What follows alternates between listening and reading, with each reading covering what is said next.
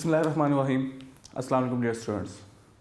उम्मीद है कि आप सब खैरियत से होंगे और आपकी तालीम का अमल बड़े ज़ोर शोर से जारी होगा। चैप्टर 8 हम कंप्लीट कर चुके हैं और चैप्टर 9 की तरफ जा चुके हैं हम। तकरीबन हमारा 75% सिलेबस जो है 75 to 80% सिलेबस ये कवर है। और अब वो दौर है जब आपकी तालीम फुल ज़ोर पर होनी चाहिए और आपको शरारतों का अमल कम हो जाना चाहिए, आपकी पढ़ाई का अमल ज़्यादा हो जाना चाहिए, तेज़ हो जाना चाहिए, क्योंकि एग्ज़ाम्स बहुत करीब हैं और आपकी परफॉर्मेंस एग्ज़ाम्स में आपकी मेहनत के बलबूते पर ही पता लगेगी। चैप्टर 8 तक हम अच्छी तरह से पढ़ चुके थे। अब हम चैप्टर 9 की तरफ जा रहे हैं। चैप्टर 9 हमारे पास जो है वो है फिज़िकल ऑप्टिक्स। फिज़िकल ऑप्टिक्स क्या है? इसको स्टडी करने से पहले हम कुछ छोटी छोटी सी टर्म्स हैं, बेसिक टर्म्स, उनको स्टडी करते हैं। उसके बाद फिज़िकल ऑप्टिक्स आपको बहुत आसानी से समझ आ जाएगी। फिर हम अपने मेन टॉपिक की तरफ चले जाएंगे जो कि है वेव फ्रंट। तो फिज़िकल ऑप्टिक्स को समझने से पहले सबसे पहले हम लाइट को डिफाइन करते हैं कि लाइट क्या होती है जी। लाइट क्या है?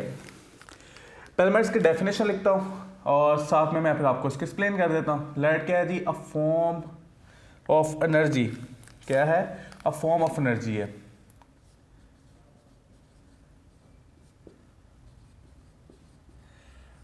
कौन सी फॉर्म ऑफ एनर्जी?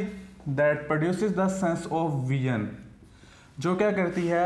आप में सेंस ऑफ विजन प्रोड्यूस करती है। That produces the sense of vision. इसका क्या मतलब हुआ? एनर्जी की वो शक्ल जो आप में देखने का एहसास पैदा करे, देखने की सलाहियत पैदा करे, उसको हम बोलते हैं लाइट।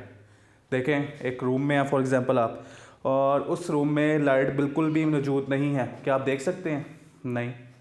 लेकिन अगर एक कमरे में लाइट मौजूद है और हल्की सी भी लाइट मौजूद हो तो आपको देखने का एहसास पैदा होता है, आप अपनी सराउंडिंग्स को बड़ी अच्छी तरह से देख सकते हैं। तो लाइट बेसिकली हमारे पास क्या है? फॉर्म ऑफ एनर्जी है जो क्या प्रोड्यूस करती है? सेंस ऑफ विजन, देखने का एहसास पैदा करती है। ठीक है, अब यहीं से हम अपनी बात को आगे लेकर चलते हैं। हमारे पास लाइट हो गई जी, form of energy, that produce sense of vision. अब हमारे पास अगली जो बात है वो है, इसमें एक वर्ड यूज़ हुआ हुआ है ऑप्टिक्स। ऑप्टिक्स को समझ लें तो फिजिकल ऑप्टिक्स तक हम अपना रास्ता बहुत अच्छे तरह से ट्रैवल कर सकते हैं। ठीक है, अब ऑप्टिक्स क्या है? ऑप्टिक्स है हमारे पास स्टडी ऑफ लाइट। लाइट को इसलिए मैंने डिफाइन किया क्योंकि ऑप्टिक्स क्या है? स्टडी ऑफ लाइट है हमारे पास। इसको अगर डिफाइन करें तो हम कह सकते हैं ऑप्टिक्स क्या होती है जी? Study of light. यानी फिजिक्स की वो ब्रांच जिसमें आप लाइट को स्टडी करेंगे वो क्या कहलाएगी? फिर आपके पास ऑप्टिक्स। अब ऑप्टिक्स की भी आगे दो ब्रांचेस हैं। कौन कौन सी जी? एक हमारे पास कहलाती है ज्योमेट्रिकल ऑप्टिक्स,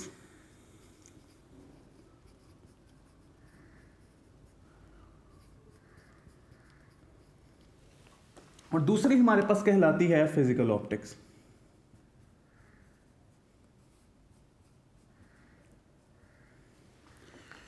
अब ज्योमेट्रिकल ऑप्टिक्स और फिजिकल ऑप्टिक्स में फ़र्क क्या है, इसको समझते हैं। अगर आप स्टडी ऑफ लाइट कर रहे हैं रे डायग्राम्स की मदद से, जिस तरह के आपको याद होगा आपकी क्लास 10th आपने जो चैप्टर 3 किया था, वो जो मिरर्स और लेंसेज जुला था, उसमें आप इसको स्टडी करते थे। आपने ज्योमेट्रिकल ऑप्टिक्स स्टडी की थी। उसमें आपने डिफरेंट लेंस की रे डायग्राम्स को डिस्कस किया था, डिफरेंट मिरर्स की रे डायग्राम्स की मदद से डिस्कस किया था। वो सारा जो आपके पास क्या होता है? ज्योमेट्रिकल ऑप्टिक्स होता है। और ज्योमेट्रिकल ऑप्टिक्स में हम क्या पढ़ते हैं जी? दो लॉज पढ़ते हैं। कौन कौन से? Laws of reflection and laws of refraction. इनको अगर हम रे डायग्राम की मदद से डिस्कस करें तो हमारे पास ये ब्रांच क्या कहलाएगी? Geometrical optics. अब आ गए हैं जी हम अपने मेन मुद्दे पे कि फिजिकल ऑप्टिक्स पर क्या है। ठीक है, क्योंकि चैप्टर जो है हमारा, चैप्टर का नाम क्या था? Physical optics. तो अब हम आ गए हैं फिजिकल ऑप्टिक्स। हमारा फिजिकल ऑप्टिक्स क्या है? फिर फिजिकल ऑप्टिक्स में हम इफेक्ट्स ऑफ लाइट को स्टडी करते हैं। क्या स्टडी करते हैं? इफेक्ट्स ऑफ लाइट को, कि लाइट के असरात क्या होते हैं जी। अब इसके कौन कौन से असरात हैं? हमारे पास इंटरफेरेंस, हमारा जो शुरू में चैप्टर जब हम स्टार्ट करेंगे वेव फ्रंट के बाद और हाइजेंस प्रिंसिपल के बाद, तो हम इंटरफेरेंस पर ले जाएंगे इसको, ठीक है। उसके बाद हम इंटरफेरेंस को डिस्कस करेंगे, इंटरफेरेंस की कुछ प्रॉपर्टीज को डिस्कस करेंगे। उसके बाद अगर हम मजीद आगे जाएं तो हम इसमें स्टडी करते हैं किस चीज़ को जी? डिफ्रैक्शन को। और जो आपका चैप्टर का आखिरी पार्ट होगा और इसकी स्टडी का जो आखिरी पार्ट हमारे पास है वो है पोलराइजेशन। ये क्या चीज़ें हैं, ये जैसे जैसे हम पढ़ते जाएंगे हमें समझ आती जाएंगी। तो हमारे पास हमने किस तरह डिफाइन किया फिजिकल ऑप्टिक्स को? हमने कहा जी बेसिकली लाइट से स्टार्ट किया। हमने कहा लाइट क्या है? फॉर्म ऑफ एनर्जी है जो सेंस ऑफ विजन प्रोड्यूस करती है, यानी देखने का एहसास पैदा करती है। और जब लाइट को हम स्टडी करेंगे तो ब्रांच होगी ऑप्टिक्स। ऑप्टिक्स की दो ब्रांचेस है, कौन कौन सी? ज्योमेट्रिकल ऑप्टिक्स और फिजिकल ऑप्टिक्स। अगर हम रे डायग्राम्स की मदद से लॉज ऑफ रिफ्लेक्शन और लॉज ऑफ रिफ्रैक्शन को डिस्कस करें, laws of reflection and laws of refraction को डिस्कस करें अगर हम, तो वो है ज्योमेट्रिकल ऑप्टिक्स। लेकिन अगर हम इफेक्ट्स ऑफ लाइट को स्टडी करें, जिसमें इफेक्ट्स ऑफ लाइट कौन कौन से? इंटरफेरेंस, डिफ्रैक्शन एंड पोलराइजेशन, तो ये हमारे पास ब्रांच कहलाएगी फिजिकल ऑप्टिक्स। तो ये है जी हमारी फिजिक्स की ब्रांच जो फिजिकल ऑप्टिक्स, और यही तीन चीज़ें हम पूरे चैप्टर में डिस्कस करने वाले हैं।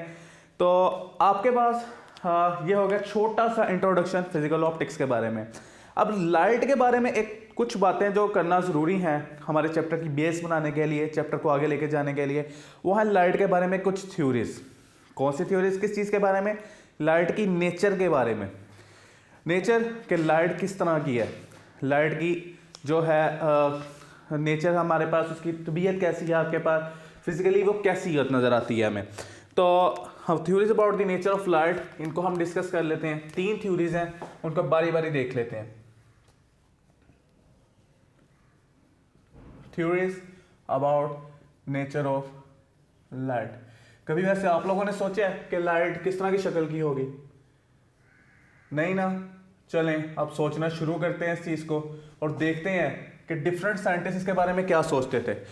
पहली जो हमारे पास थ्योरी है नेचर ऑफ लाइट के बारे में, वो है कि आपके पास लाइट की नेचर जो होती है वो पार्टिकल नेचर होती है। Particle nature, particle nature mean कि लाइट ज़रात की शक्ल में होती है, ठीक है। छोटे छोटे से पार्टिकल्स हैं, छोटे छोटे से पैकेट्स हैं, इसकी शक्ल में होती है, ठीक है। अब ये थ्योरी किसने पेश की? ये सर आइजैक न्यूटन ने इसको पेश किया था थ्योरी को। और यानी न्यूटन ने बहुत सारे कामों के अलावा इस पर भी स्टडी की थी। सर आइजैक न्यूटन ने उन्होंने कहा था कि जी लाइट हैज़ स्ट्रीम नेचर। आपके पास स्ट्रीम होती है, बेसिकली क्या होती है? पार्टिकल ऑफ स्ट्रीम होती है। Light act as stream of particles. हम इसको लिख सकते हैं कि लाइट एक्ट करती है किस तरह से? Stream of particles. कि जो आप तक लाइट पहुंच रही है वो किस तरह से है? वो छोटे छोटे से पार्टिकल्स हैं जो ट्रैवल हो रहे हैं किस तरह से? एक्सट्रीम की शक्ल में, ठीक है। वो आप तक पहुंच रहे हैं एक्सट्रीम की शक्ल में, छोटे छोटे से पार्टिकल्स। ये सर आइजैक न्यूटन ने कहा था कि लाइट किस तरह से बिहेव करती है? As stream of particles. इसी दौर में एक और हमारे पास साइंटिस्ट था हाइजेंस, उसने भी एक थ्योरी पेश की। उसने कहा नहीं, लाइट पार्टिकल्स नहीं है, बल्कि लाइट कौन सी नेचर रखती है? वेव नेचर रखती है। साइंटिस्ट का नाम क्या था जी? हमारे पास क्रिश्चियन हाइजन।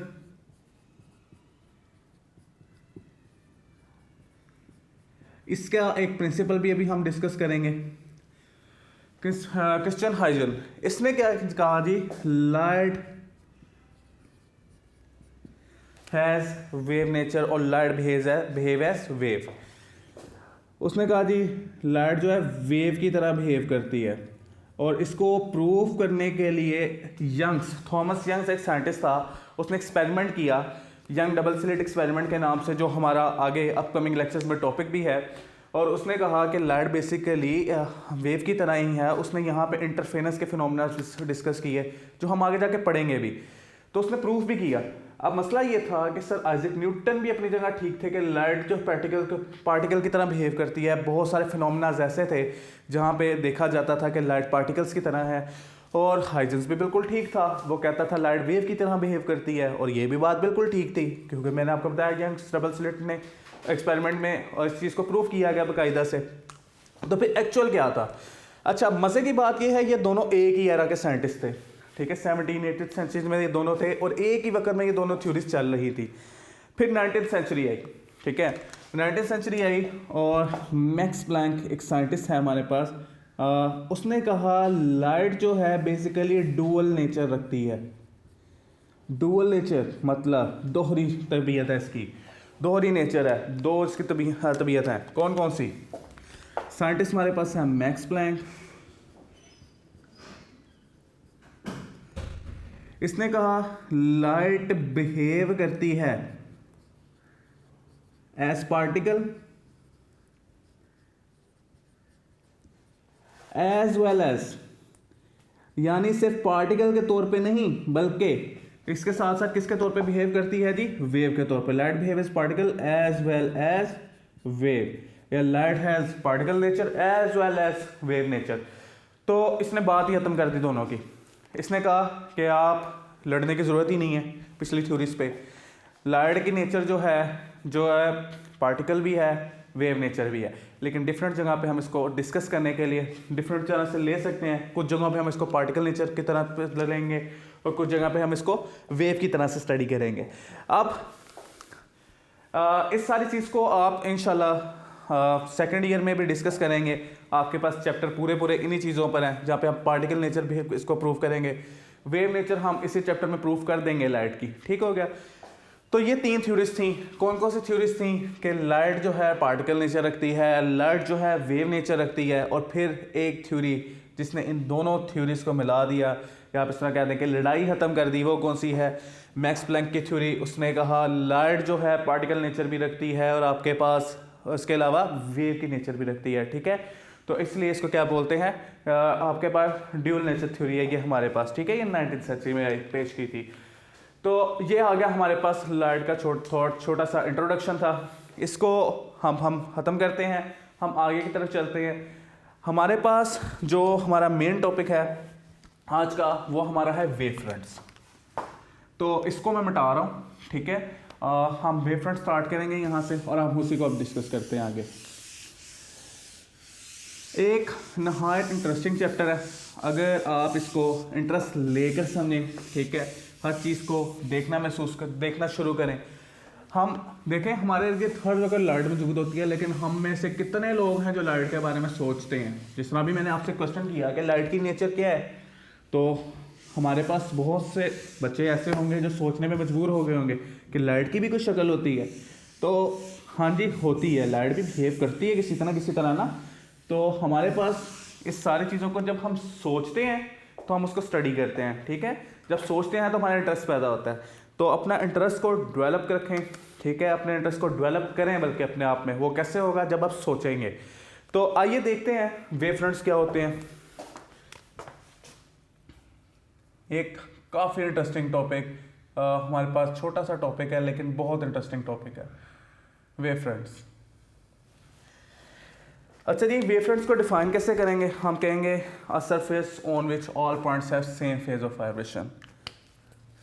अब इसकी डेफिनेशन मैं आपको समझाता हूँ। पहले से एक छोटी सी एक्सप्लेनेशन हम समझेंगे। A surface on which all points have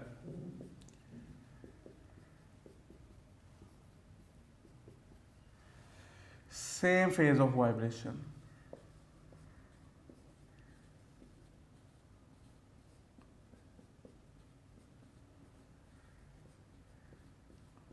ठीक हो गया, ये डेफिनेशन हो गई।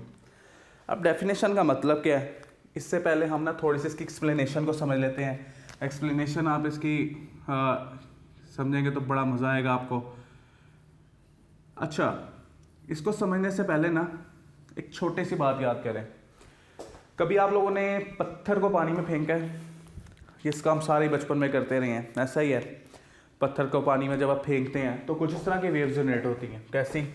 आपके पास एक सेंटर में जहाँ पत्थर फेंकते हैं वहाँ पे एक घड़ा सा बनता है और उसके गिर्द इस तरह से कुछ आपको वेव नज़र आती है, किस तरह से बाहर की तरफ ट्रैवल हो रहे हैं। ये जो आपको नज़र आते हैं ना पॉइंट्स, जो उभरे हुए पॉइंट्स होते हैं, ये कहलाते हैं वेव फ्रंट्स। क्या कहलाते हैं? Wave fronts. वेव फ्रंट्स क्या है? मैं यहाँ से डेफिनेशन को भी अब समझा देता हूँ, एक्सप्लेनेशन में जाके ज़्यादा बेहतर तरह से हमें समझ आ जाएगी कि एक सरफेस है, ठीक है, वेव फ्रंट क्या है, एक सरफेस जिस पे तमाम पॉइंट्स हों उनका वाइब्रेशन का फेज क्या रहे, सेम। ये देखें आपके पास हर वाइब्रेशन अगर आप देखें टी टाइम में अगर ट्रेवल करिए यहाँ से यहाँ तक, तो आपके पास S is equal to v t के मुताबिक हर पॉइंट पे क्या होगा, वाइब्रेशन का डिस्प्लेसमेंट सेम होगा। वेवलेंथ अगर वेव हो तो वेवलेंथ आपके पास क्या होगी, सेम होगी। यानी आपके पास फेज ऑफ वाइब्रेशन क्या है, हमेशा सेम है। इसको ज़्यादा इजीली समझने के लिए हम अपना सोर्स ले लेते हैं सन, हम सन को डिस्कस करते हैं, ठीक है। आपके पास सोर्स ऑफ लाइट क्या है हमारे पास में, सूरज, ठीक है, ऐसा ही है। या हम बना लेते हैं सन या फिर हम वहाँ बना लेते हैं सन अपनी आसानी के लिए, ताकि हम इसको अच्छी तरह से सारी चीज़ों को समझ सकें, ठीक है। ये लें जी, ये बन गया आपका सन, सूरज। अब सूरज क्या करता है, हर तरफ लाइट वेव्स फेंकता है, ऐसा ही है। अब लाइट वेव्स कैसे आती हैं, वेव्स की फॉर्म में, ऐसा ही है। तो आपके पास किस तरह से लाइट वेव्स ड्रॉ करते हैं, इनको लाइट वेव्स को हम यहाँ पे ड्रॉ कर लेते हैं। कैसे जी, आपके पास यहाँ से भी वेव निकल रही होगी कुछ इस तरह से, ठीक है, यहाँ पे भी होगी। थोड़ा सा मेथड बनाना चाहिए था, लेकिन चल जाएगा काम। अब यहाँ पे भी देखें इस तरह से होगा, और यहाँ पे भी हमारे पास क्या होगा, इस तरह से। अब ये काम जो है ये हर जगह हो रहा होगा। वेव जिस तरह से आपके पास 360 डिग्री पर हर एंगल पर जा रही होगी। मैंने कुछ इसमें से ड्रॉ किए हैं पाथ, ताकि मैं आपको चीज़ समझा सकूं। अब देखें आपके पास यहाँ तक एक वेव कंप्लीट हो रही है, ठीक है, यहाँ तक एक वेव यहाँ पे कंप्लीट हो रही है, पूरा आपके पास कंप्लीट करने के बाद साइकिल। इसी तरह हर पॉइंट पे ये पॉइंट्स हमारे पास कहलाते हैं क्रस्ट, और ये पॉइंट कहलाते हैं ड्रफ, ऐसा ही है। अब अगर मैं सारे क्रस्ट मार्क करूँ, जो पहला क्रस्ट है उसको मार्क करना शुरू कर रहा हूँ, ये मेरा क्रस्ट, ये मेरा क्रस्ट, इसका पीक पॉइंट, ये मेरा क्रस्ट, और ये इसका क्रस्ट। अब क्रस्ट को ज्वाइन करते हैं, ठीक है। क्रस्ट को ज्वाइन करेंगे, जब यहाँ पे बेशुमार क्रस्ट होंगे, जब आप इनको ज्वाइन करेंगे तो आप देखेंगे आपके पास क्या बनेगा, एक सर्कुलर सी शेप बन गई। ऐसे ही स्फेरिकल शेप हम इसको कह देते हैं कि स्फेरिकल शेप बन गई। अगर मैं अगला क्रस्ट भी देखूँ, ठीक है, ये वाला अगला क्रस्ट, आपके पास अगले क्रस्ट को भी ज्वाइन करते हैं सारे पॉइंट्स को। हमारे पास इन पर पहले पॉइंट्स मार्क कर लें, याद रखिए ये पॉइंट्स हैं, ठीक है, डिफरेंट पॉइंट्स मार्क कर रहा हूँ। ये हमारे हाइजेंस प्रिंसिपल को समझने में हेल्प करेंगे जब हम पॉइंट को डिस्कस करेंगे। अब इनको भी मार्क कर देता हूँ, और जब मैं इसको भी यहाँ से मिलाऊंगा सारों को, तो आपके पास क्या बन रहा होगा, एक सर्कुलर शेप बन रही होगी, स्फेरिकल शेप। ये स्फेरिकल जो शेप आपको नज़र आ रही हैं, ये हमारे पास कहलाते हैं वेव फ्रंट्स। क्या कहलाते हैं, वेव फ्रंट। अब देखें पहला क्रस्ट अगला क्रस्ट, हर एक के दरमियान फासला क्या होगा, सेम। इससे आगे भी आपके पास क्या होंगे, बेशुमार वेव फ्रंट्स होंगे, बेशुमार इस तरह की वेव्स ट्रैवल कर रही होंगी, ऐसा ही है। तो आपके पास हर वेव के आपके पास पार्टिकल्स को ज्वाइन करें तो हम कहते हैं आपके पास ऐसी किसी भी सरफेस पे वो तमाम पॉइंट जिनका फेज ऑफ वाइब्रेशन सेम होता है, उनको नाम दिया जाता है किस चीज़ का, वेव फ्रंट का। तो ये आपके पास सरफेस पे वो पार्टिकल्स हैं जिनका फेज ऑफ वाइब्रेशन क्या है, सेम है। आपके पास इसका भी फेज ऑफ वाइब्रेशन सेम, इसका भी, तो ये आपके पास क्या है, वेव फ्रंट्स हैं। अब हमारे पास ये आगे इस वेव फ्रंट जो है ये स्फेरिकल बने हुए हैं, ठीक है, हम इनको कह सकते हैं ये क्या है जी, स्फेरिकल वेव फ्रंट्स हैं। ठीक हो गया, यानी हमारे पास इसके कोई टाइप्स भी होती होंगी। अच्छा अब मुझे बताएं कि हमारी अर्थ को यही लाइट इस तरह से ट्रांसमिट होती होगी, ऐसा ही है। अगर हम देखें हमारी अर्थ को किस तरह से लाइट ट्रांसमिट होती है, तो मैं यहाँ पे एक छोटी सी अर्थ बना देता हूँ। हमारे पास यहाँ पे जी ये अर्थ बना लेते हैं हम इधर करके, ये हमारी छोटी सी बेचारी सी अर्थ सूरज के मुकाबले में। अब यहाँ किस तरह से आपके पास आएगा, ये देखें वेव फ्रंट जो होंगे यहाँ से आपके पास इस तरह मज़ीद इस तरह से आते जाएंगे, ऐसा ही है, बेशुमार वेव फ्रंट्स इस तरह से आते जाएंगे। अब जब अर्थ के पास आएंगे तो आपके पास अर्थ को जो वेव फ्रंट मिल रहा है, वेव फ्रंट का एक छोटा सा पार्ट मिल रहा ऐसा ही है।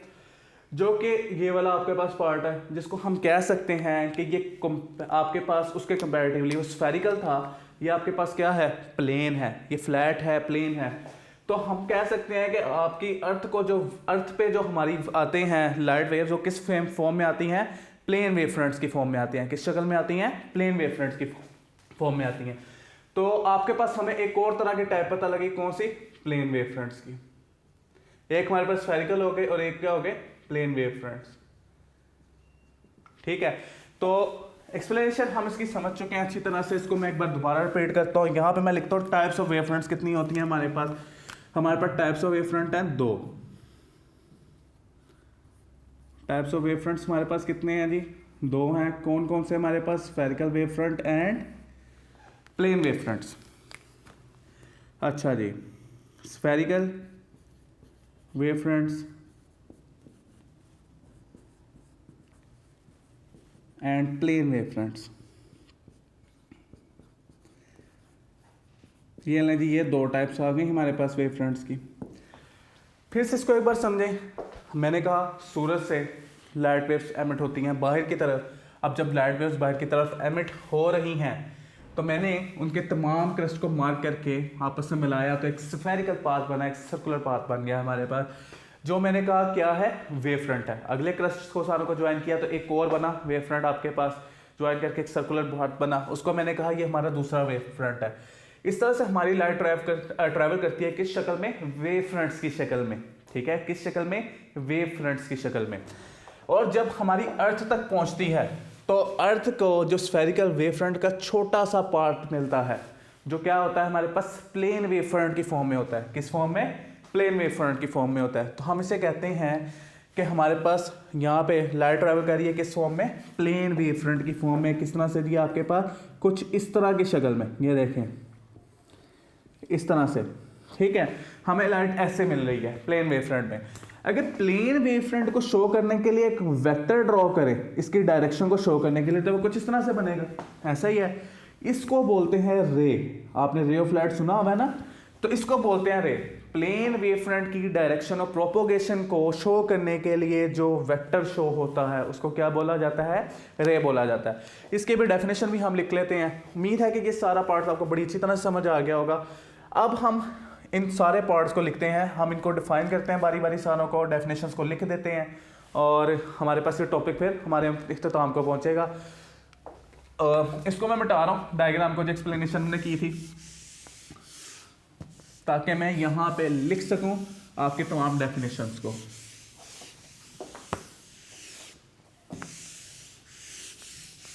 ये लें जी। अच्छा जी, तो सबसे पहले हमारे पास है स्फेरिकल वेव फ्रंट्स। वो क्या होते हैं हमने डिफाइन कर लिया अच्छी तरह से।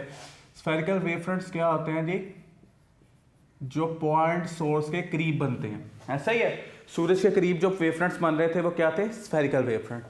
तो स्फेरिकल वेव फ्रंट्स को डिफाइन करने का बड़ा इजी सा तरीका है कि हम डिफाइन कर देते हैं ऐसे जी, जो वेव फ्रंट्स क्या करते हैं, सूरज के करीब या सोर्स के करीब बनते हैं, किसी भी सोर्स के करीब। बल्ब भी हो सकता है वो सोर्स, हमारे यहाँ पे बल्ब हो सकता है, लेज़र हो सकता है, कोई भी चीज़ आपके पास। तो हमारे पास को कैसे डिफाइन करेंगे स्फेरिकल वेव फ्रंट को, हमारे पास कि आपके पास जी wave front near the source,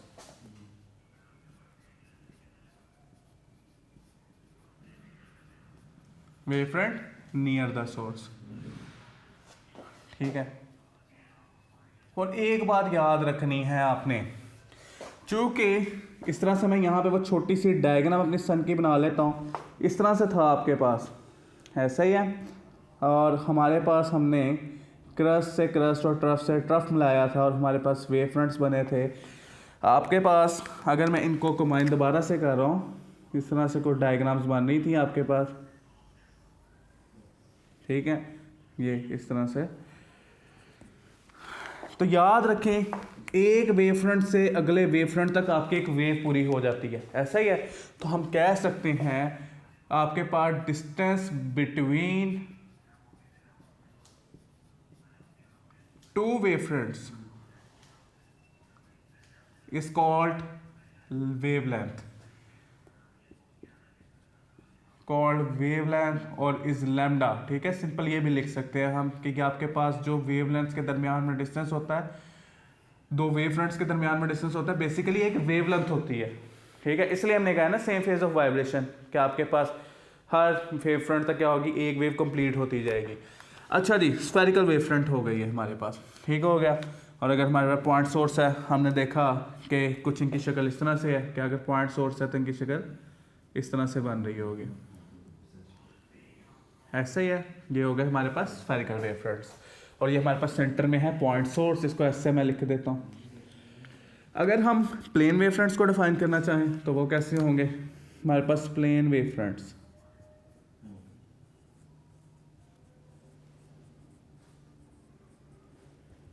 wave front near the source, अगर वो आपके फॉर फ्रॉम सोर्स, अगर वो नियर द सोर्स था तो ये क्या होंगे, फॉर फ्रॉम सोर्स। तो जो आपको अर्थ पे जाके मिले थे, तो आपके पास हम इनको किस तरह डिफाइन कर सकते हैं, wave front for from source,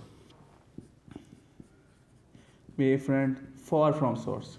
ठीक है, ये हमारे पास किसकी डेफिनेशन होगी, प्लेन वेव फ्रंट्स की। आपके पास जो ये वेव फ्रंट बनते हैं, अभी हमने देखा ये पार्ट होता है बेसिकली किसका, स्फेरिकल वेव फ्रंट का। It is part of spherical wave front, it is part of spherical wave front.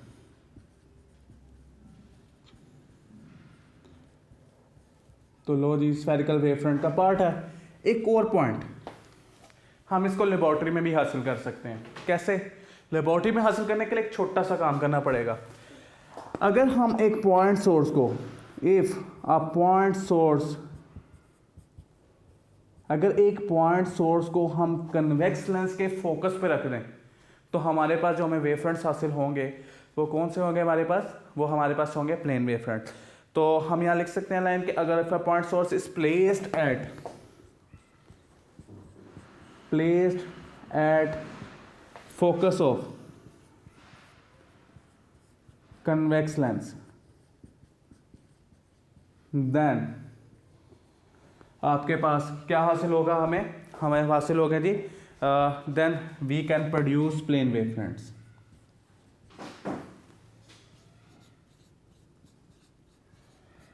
Plane wave fronts, ठीक है। ये लेबोरेटरी में हम इसको इस तरह से हासिल करते हैं प्लेन वेव फ्रंट्स को।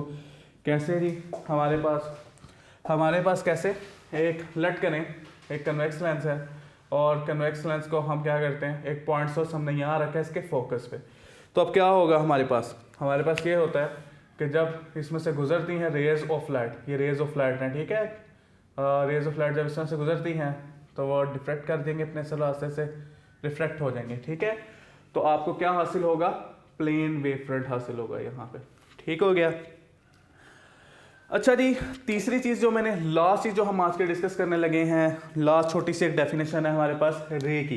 रे क्या होती है हमारे पास, तो रे अभी मैंने आपको बता दिया था कि प्लेन वेव फ्रंट्स या आपके पास स्फेरिकल वेव फ्रंट्स को शो करने के लिए, अगर मैं स्फेरिकल वेव फ्रंट्स हैं, चलें उनके वहाँ पर ड्रॉ कर लेता हूँ। यहाँ पे स्फेरिकल वेव फ्रंट्स सेलेक्ट करें, ये है, और प्लेन वेव फ्रंट मेरे पास इस तरह से ड्रॉ हुए हैं, ठीक है। प्लेन वेव फ्रंट इस तरह से ड्रॉ कर लेता हूँ, ये प्लेन वेव फ्रंट है। मैंने कहा अगर एक लाइन जो कि क्या परपेंडिकुलर हो इनके, वो ड्रॉ करती जाए इस तरह से, ठीक है, परपेंडिकुलर लाइन जो डायरेक्शन ऑफ प्रोपोगेशन शो करे, उसको बोलते हैं हम रे, ठीक है। अगर ये आपके पास पॉइंट सोर्स है, मैं इसे ड्रॉ करूँ ये इस डायरेक्शन में, तो आपके पास ये क्या होंगी, इसकी रेज शो हो रही है यहाँ पे, जो बेसिकली क्या है, किसी भी पॉइंट के परपेंडिकुलर है। इसलिए हम इसे डिफाइन कर सकते हैं बड़ी इजीली, हम एक वर्ड से कि जी line normal to the wave front, line normal to the wave front. याद रहे ये एमसीक्यूज बोर्ड में आ चुका है कि रे क्या होती है, कितने एंगल पे होती है, 90 के एंगल पे नॉर्मल होती है वेव फ्रंट के, ठीक है। Light normal to the wave front, ठीक है, light normal to the wave front which shows propagation of